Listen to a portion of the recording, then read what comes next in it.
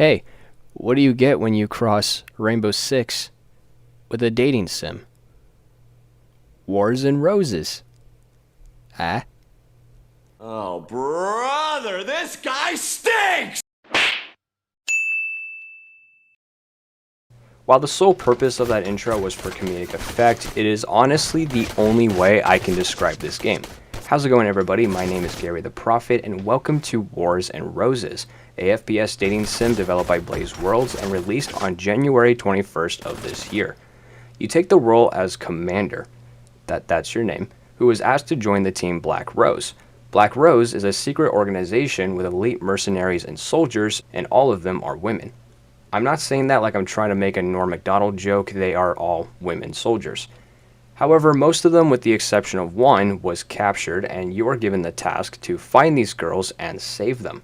You also have the option to romance these girls by the means of talking to them, taking them out on dates, or giving them gifts.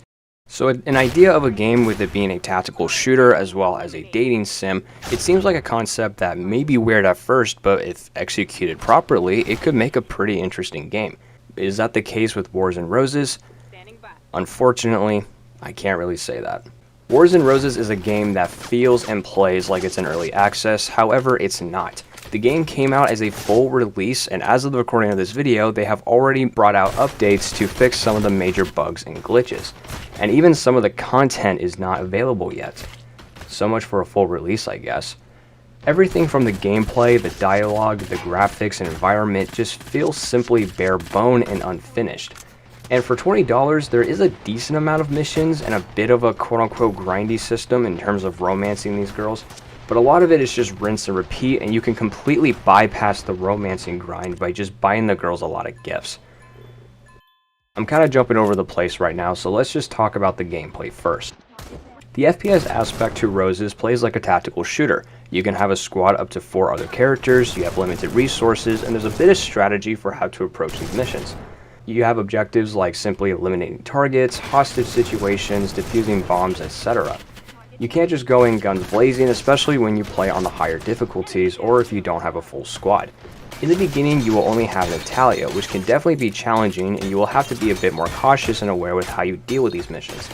But as you complete more missions, you'll find more elites and unlock them and have them available to join your squad. And by the time you have a full squad, the game becomes stupidly easy, even on the insane difficulty. Some balancing should definitely be taken into consideration because the challenge that I felt before I had a full squad just simply disappeared. The team AI also isn't too bad, but I would be lying if I said it was great. You can give orders by hitting Z or C on the keyboard and they'll go where you point, but that's really about it, and sometimes it doesn't work properly. And also, if you don't give an order every 5 seconds, they'll constantly say order, order, order, which gets annoying very quickly.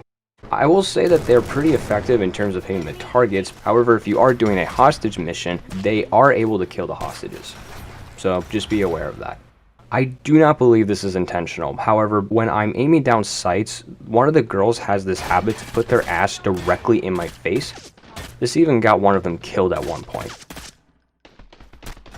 Before the missions, you'll see a loadout screen for you and your squad mates, including weapons, first aid, grenades, armor, and etc., which can all be bought through the shop. As you complete missions, you'll get more money, which means you can get access to newer weapons, upgrades to armor, and even have equipment available to all of your squad.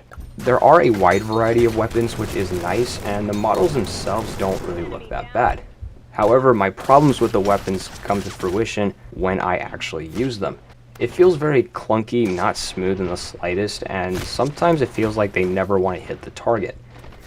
And don't even get me started on the recoil. This pistol, for example, has by far the worst recoil I have ever seen in an FPS game. Like, what even is this? Weapons can also be upgraded to make them stronger, but for the love of God, do not put a scope on your guns, because it doesn't feel like you're looking down a gun scope, rather a kaleidoscope. You know, maybe the gameplay isn't supposed to be the most important element to Wars and Roses. Maybe the dating aspect got a lot more effort put into it, and maybe that was the main focus overall. Well, god damn it, if only. The dating system in Roses is so basic and bland, and when I say that, it's literally just a 3D slideshow with text. That's it. You are offered a few different camera angles, which is okay I guess, as well as access to a free camera that you can move around if you desire. But that's really the extent of the dating side of Roses, just 3D images and different camera angles. And the girls don't speak at all, it's just text that shows up at the bottom of your screen, and they stare directly into your soul. And the writing itself just isn't that good. It doesn't give any of the girls a personality or just any character in general. It makes talking to these girls not fun at all, and I really didn't find myself getting attached to any of them because of how uninteresting they were or just how bad the writing was overall.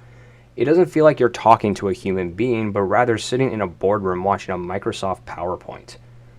Each of the girls has a love meter that can be increased by having them join you in combat, taking them out on dates, or giving them gifts. When you take the girls out on dates, it's, you guessed it, more 3D slideshows with different camera angles.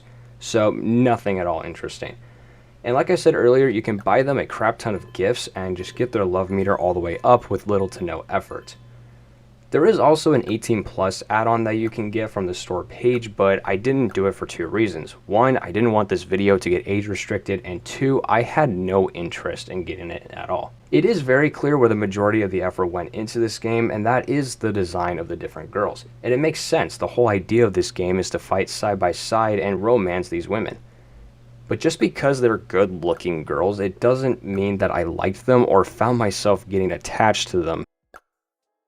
So, a tactical shooter with very lackluster gameplay and a dating sim that makes any other visual novel a masterpiece, it kind of begs the question, would I recommend Wars and Roses to anybody? And instead of just saying yes or no, let me put it to you this way. If you're looking for an FPS shooter with high quality gameplay and mechanics, as well as a dating sim with a well thought out storyline and progression, don't play Wars and Roses. If you want to get laid with a cat lady, go play Honey Pop.